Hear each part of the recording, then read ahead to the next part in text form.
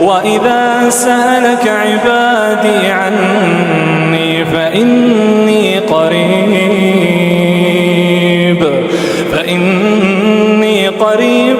أجيب دعوة الداع إذا